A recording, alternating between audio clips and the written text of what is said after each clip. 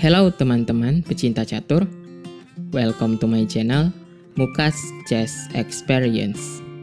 Pertama-tama, jangan lupa untuk dukung channel ini dengan menekan tombol subscribe dan mengaktifkan lonceng agar teman-teman mendapatkan notifikasi mengenai update video-video selanjutnya.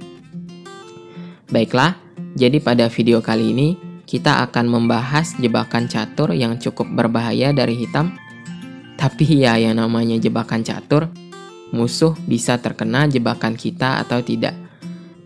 Dan memang rata-rata di semua langkah jebakan catur, pihak yang memasang jebakan akan berada dalam kesulitan jika musuh berhasil menjawab dengan langkah yang tepat. Jadi video ini dibuat bukan hanya agar kita memakai jebakan ini sebagai buah hitam, tetapi juga sebagai informasi agar kita tidak terkena jebakan seperti ini sebagai buah putih. Tapi jika teman-teman ingin menggunakan pembukaan ini, memang pembukaan ini cukup menarik untuk dimainkan di permainan catur blitz atau yang menggunakan waktu pikir 5 menit ke bawah. Karena langkah-langkah dari pembukaan ini sangat berbahaya untuk putih. Jika putih melakukan kesalahan satu kali saja, maka putih akan kalah dengan cepat. Baiklah, jadi pembukaan yang akan kita bahas di sini adalah Stafford Gambit, yang merupakan salah satu jebakan catur yang ada di pembukaan Petrov Defense atau pertahanan Petrov. Dan pertahanan Petrov dimulai dengan langkah pion ke E4, lalu pion ke E5, kuda ke F3, kuda ke F6, dan posisi ini adalah posisi dari pertahanan Petrov, di mana setelah kuda makan E5, langkah umum dari hitam biasanya adalah memainkan pion ke D6, mengancam kuda yang ada di E5, dan barulah setelah itu, hitam akan memakan pion yang ada di E4. Tapi, karena kita akan memainkan Stafford Gambit, oleh karena itu kita akan memberikan satu pion dan memainkan langkah kuda ke C6 di sini. Dan setelah kuda makan C6 dan pion D makan C6, di posisi ini dengan korban satu pionnya, hitam memiliki perkembangan buah yang lebih baik di sini. Seperti yang teman-teman lihat, semua perwira putih masih berada di belakang, sedangkan hitam memiliki kuda yang sudah ada di F6 yang mengancam pion yang ada di E4. Dan kedua gajah milik hitam sudah siap untuk menyelesaikan perkembangan buahnya. Putih memiliki beberapa alternatif jawaban langkah yang tentunya bertujuan untuk menjaga pion di E4 dari serangan kuda hitam yang ada di F6. Jadi alternatif pilihan yang pertama adalah pion ke D3, di mana setelah pion ke D3 teman-teman mainkan saja gajah ke C5 di sini. Dengan persiapan langkah selanjutnya, kuda ke G4 untuk menyerang pion lemah yang ada di F2. Di posisi ini, putih memiliki beberapa alternatif.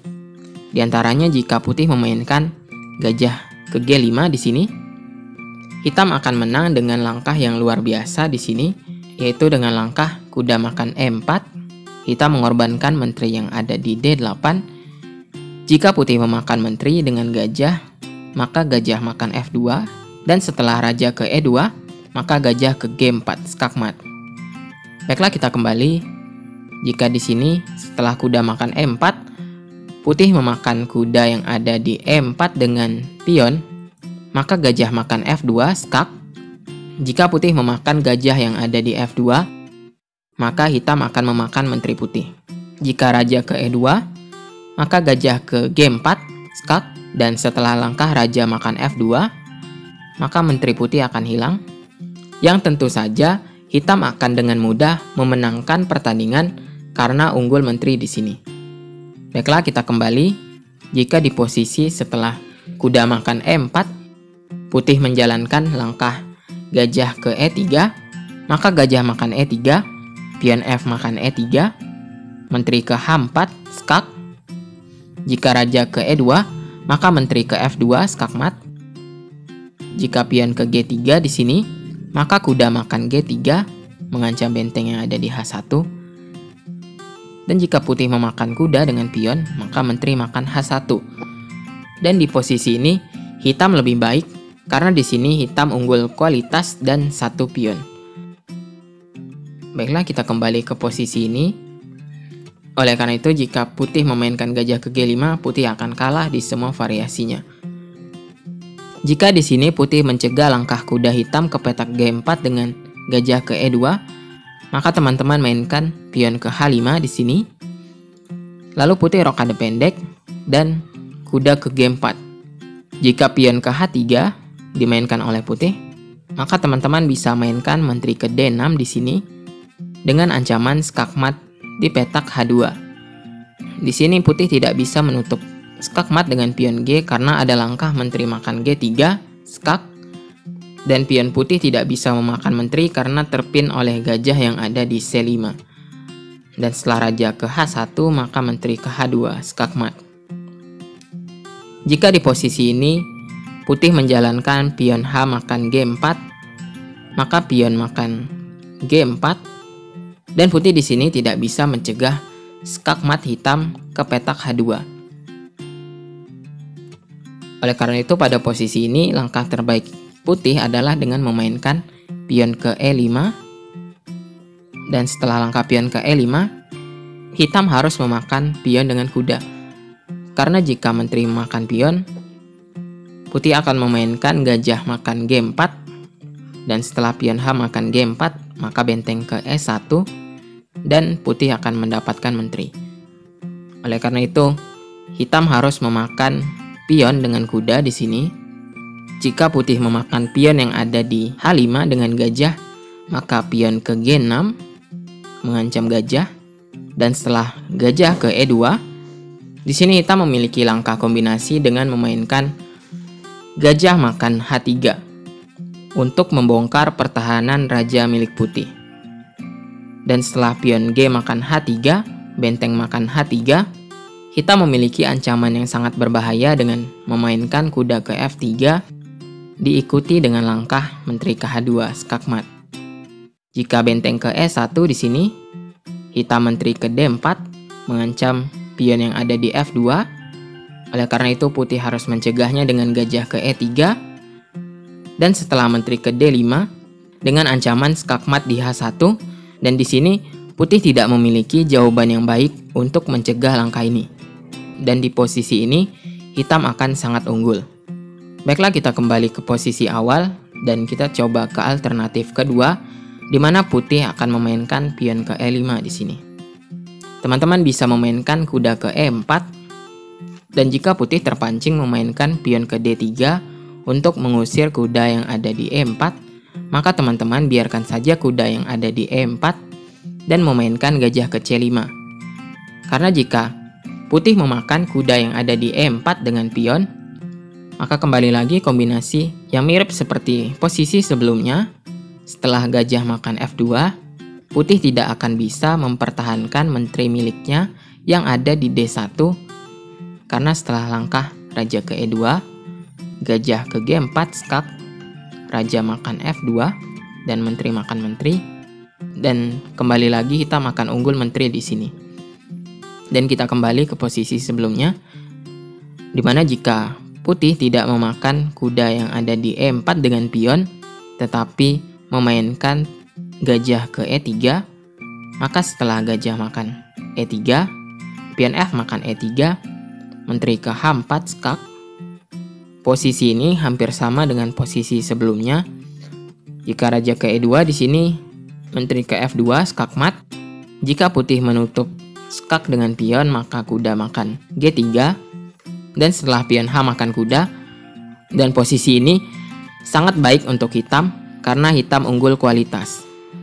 Baiklah, kita kembali ke posisi awal, di mana putih memainkan kuda ke C3. Maka teman-teman mainkan gajah ke C5 di sini. Dan jika putih memainkan langkah yang terlihat logis di sini, yaitu gajah ke C4, karena posisi gajah di sini terlihat sangat aktif dengan menekan pion yang ada di F7, maka langkah ini adalah sebuah kesalahan karena setelah kuda ke G4, dari hitam. Dan setelah putih rokade pendek, untuk menjaga pion yang ada di F2, teman-teman bisa mainkan menteri ke H4 untuk mengancam skakmat ke petak H2, sekaligus menambah tekanan ke petak F2.